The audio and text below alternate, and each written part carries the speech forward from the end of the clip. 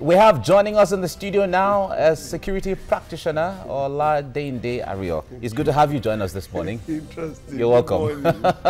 I see you were laughing when we're rolling out, reading out all of those. It's amazing. Wow. You know, see what the guy acquired with all the money that he got illegally. And he's not even saying it from that angle. Yeah, he said they're all mine. No. It's my this and my that and He my actually this. feels that he believes that he has the right to hold on to those things. Yes. I mean, it's amazing. Well, let us just assume that he did belong to him. He belongs to him, exactly. No until the court say no, they're not yours. No they are proceeds from kidnapping and all of that. But right. in this allegations that his lawyer is bringing against the police, if they're true, how grievous are they? Now, let's go this way. Yeah.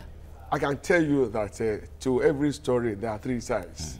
Your side, my side, and of course, the truth. Okay? All of this we're doing now is trying to identify the truth, locating the truth. That's why, number two, we had it a while ago that when you fight corruption, corruption fights back. So now, when you fight crime, crime expectedly is also fighting back. And I ask myself, can we say all of these things are beyond the Nigerian policemen? Giving some antecedents. That's one. Number two, can we say, that there are no noble men in our police force? And I will say there are. I have had encounters with policemen at various levels. For instance, the Osun State Commissioner of Police today, Fimiho Adeoye, we met while he was working with Arazi. Arazi was PSO to IG then. I wrote a memo to the IG and I was invited to come and defend my memo and I ended up with him. And we had fantastic moments. I have never forgotten, I can never forget him. I've been to Osun several times, but I've never visited him. But it remained in my memory that Fimiho Adeoye is a fantastic police officer. Again in Lagos, I had an encounter with a lady who later became my sister, Funke Ulubajo. She was DPO of Soko police station. Soko was a notorious police station. But by the time she got there, it became a model police station. And guess what? On a visit to her one day, I offered to spend the night in their cell. Why? It was fantastically clean. There was nobody in detention. Okay? Unfortunately, we lost Funke to cancer some time ago. So to that extent, I can tell you that we have the best of human beings in the police force. At the same time, you and I have seen police in uniform, out of uniform, committing all manner of crimes. Just last week, I had a TV appearance somewhere. I was on Olokupo here in Alausa. And if you know me, I'm not one to beat traffic lights. I wasn't going for a contract for a job, but for a TP appearance. From nowhere, this police vehicle just came. I said, when I parked, they said I beat it. I said, you know what, if you think so, arrest me. The next thing, they said I should turn and follow them to Osodela Bridge. And I said, hey, no, Alausa police station is in charge of this territory. You either take me there or I will go there myself. One of them entered my car and he got panicky when I said, I will call the DPO now. So now the picture you have painted what I'm telling is you that is either here nor there. There are good men in the Nigerian police. And there are and also bad eggs. But unfortunately, the few bad eggs they keep staining the good ones. Damage the I can entire tell you police that force. But it's in all professions. The National Bureau of Statistics came out with its statistics, research, saying that of all the institutions in Nigeria, that the police is, so the police already has a bad reputation, a case of perception. Now in this Evans versus police, who really is on trial? Is it the police or Evans, the kidnapper, that we have now called a billionaire kidnapper? There is no doubt that Evans is on trial. But you see, but for the police, it's a moral issue, okay? The question is, how reliable can we now say our police, as it is? Again, with the info from the Bureau of Statistics, it was a bad stain. Though they made special attempts to defend the police, but the average Nigerian who at one time or the other has had an unpleasant experience with policemen will easily believe that, oh yeah, that claim was true. But I can tell you that it cannot be true. All the policemen we have today in Nigeria, they are all Nigerians. Okay? They are either Christian Nigerians, Muslim Nigerians or atheist Nigerians. So there are no foreigners, there are no spacemen in our police. So we deserve whatever police that we get. That we have. That's the way it is.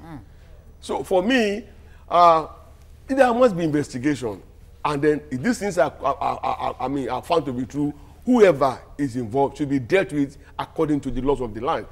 Good enough that they have come out with a list to say that they are exhibits. So if they are exhibits, who is keeping them? Where are they being warehoused? Okay? Yeah. And are they in the record books of the police as exhibits?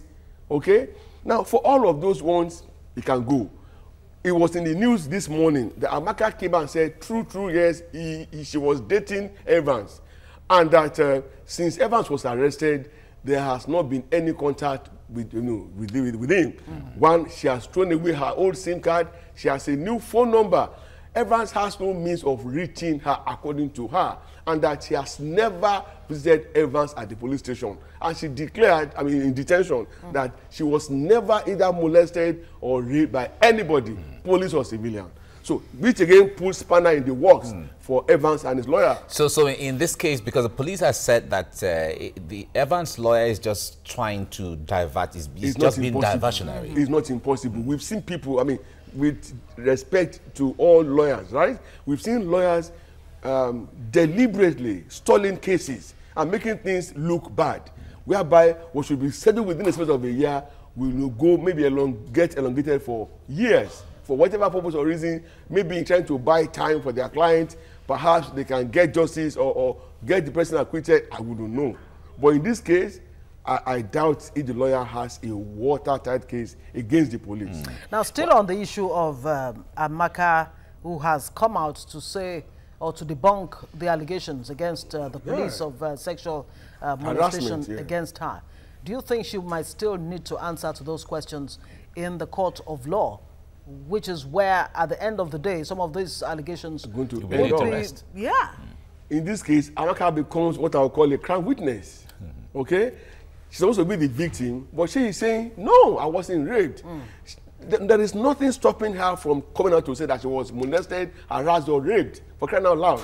If she could, but don't forget the public odium that could follow that. If she already carries enough odium that she was dating a man of Evans' position, standing. Yeah. It's enough odium. Let's not flog. In fact, that's why she's in custody in the first place. Let's not even flog a dead horse. Her involvement here is because she was in bed with a criminal. So what else can happen? The maximum damage has been done. Any other one is just extras, like just fillers. So they won't stick on and they won't stay. And that's the truth. Now, one would even expect that if actually there are evidences that those things are taken away from Evans or the girlfriend is being molested, as a lawyer, you can even sue the police straight instead of just coming to the media to say all those things. Over the years, we've lost it. And when I say we've lost it, particularly the media as it is now, when I say the media, I'm not talking of the traditional media. It's not like yours, the traditional newspapers, but the online, what we call social media. All manner of characters, they float all manner of media on the internet, carrying news that are totally false, absolute falsehood. They peddle rumor. I don't know how that can be managed because it is becoming something out of proportion now. Okay, as a lawyer, for crying out loud, you could have written the Attorney General, the IG, or even the president and complain. National Assembly, there are so many times you could have written to and say, look, this is what my client said happened. And then they can go into it without creating a media war. But don't forget that we're still in the midst of this back and forth between Senator Misao, who has come out with grave allegations against the IG of police, and the Public Police Service Commission. Says it does not have the powers to discipline the IG in case of a misdemeanor and all of that. Yes, now, would Evans' lawyer have confidence if he had written these institutions that they can actually... No, you see, anyhow, organizations must have leadership.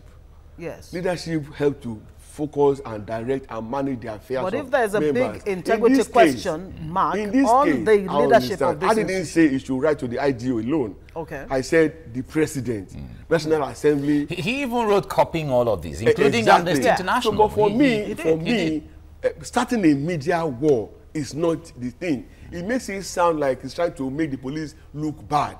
If you want to look at it from the face of it, okay, the police is already stained. Now let me add a bash to it, and then it brings that up. It now becomes an issue in the minds of the people. Okay. Okay, yesterday when I got this invitation, I was with some couple of guys, and I said, look, tomorrow I'll be talking about this thing. What's your take? We had guys there with PhD and all manner of professionals. And everybody said, yes, the police is guilty. Wow. And I told them, no, you can't take that position. Do you have any empirical evidence to prove this? Let's not that's a fallout of the perception we're talking about. Bad perception. To tar the police, I mean, to paint our police with the tar. All right. There are elements there that are not desirable, yes, but not all of them are condemnable. Okay. And I stand to be corrected. We should be able to clinically separate the issues. Wheat from the grain. Yeah. Let's bring in Foladele now before we go for the news to give us updates on what Nigerians are saying. I know there's a lot of reaction on this. There is Fola, indeed. good morning. Good morning. Good morning, Mike. Good morning, Ngazi. Good morning, Mr. Ria. All right, so here we go. And you asked a very brilliant question, Ngazi. You said, who really is on trial here? The police or Evans? Well, let's see what Nigerians are saying. Oyedija Toye says, is there any Nigerian that believes the police when they defend themselves of a corruption allegation? Eternally corrupt organization. No, Jay says Nigerians will be shocked when Evans will unfold his political ambitions. This is Nigeria. You ain't seen nothing yet. Wait and see. Park Paris says, tragic, authority stealing past kidnapping. What's a fella? I'm robbery, but in this case, kidnapping. Ugo says, it's unprofessional if the police actually did this. Even if he's convicted, still does not warrant the police looting his belongings. If they are proceeds of crime. Yeah, allegedly. Akintunde Olushaya says his belonging. Are those things he mentioned actually his belongings? Those are the proof of his crime and not his belongings. Yeah. So you stole them as well. You don't get to say anything. It's part of what Pesario was saying earlier on when we started. Itunumi Soles says, if not for the bad country we live in today, a suspect still talking freely, where was the wealth gotten from? And lastly, Enjoying Good says, a thief who is not ashamed of himself. All right, Mr. Ria, really quickly, let me go back to the tweet before this one that said, if not for the country we live in, should Evans even be able to talk freely? Not at all. You know, it's annoying because when I had the report, I was like, Evans going to court to claim this, what we all knew that he criminally acquired. And by the word of his own testimony, I'm afraid we've lost it. But if we say that he does not have the right to speak freely, of course his lawyer has been speaking for him. Yeah. And these are still allegations until he's been convicted by a law court recognized by Nigeria. That's being the devil's advocate. He has admitted to some of the crimes. Some of the crimes, yes, he has. To that sentence that says the law is an ass. Okay. So anybody can take a ride. Absolutely. Foley will have to let you go. Thank you very much. Thank you. Now, police says the claims are unfounded. Is this a veiled attempt to gain public sympathy on the part of Evans and his ilk? If that is the case, what should happen to the possibility of actually investigating these allegations? Well, it's an open case, right? For instance, he listed 29 vehicles. The wristwatches, the diamonds, they are small things that may not be traceable. But vehicles, they must have been bought from somewhere, receipts issued, okay? They must have been registered. They must have been insured. That means they can be tracked. There are records. Okay, there are records. So if you take my car from me illegally, do the use of force or power or whatever, what do I need to do? I don't have to even remember the number of the vehicle. I can only say that it was registered in Lagos State. And this is the make, this is the brand. They will, come on. Technology has gone beyond that, okay? Then the issue of 55 million naira. Yes. Was the money taken in cash? Was it withdrawn from a bank account? Or was it through a transfer or through an ATM or POS or whatever? Questions need to be asked. Yeah. Exactly. And the 5 million from his wife. Then the one, that's why I said 55. Yeah, 50 from him, from exactly. the wife. And you see, what really brought his case to a bad situation is Amaka coming out to say that truly we were dating. He was my boyfriend, but I had no contact with him. I didn't tell him that anybody molested me or was I harassed or raped. So what are we talking about? Okay. So that busts the bubble there. Exactly. All right, we have to leave it here now. Thank you very much, Oladeinde Ario, for coming on the program this morning. It's my pleasure. Thank you so much.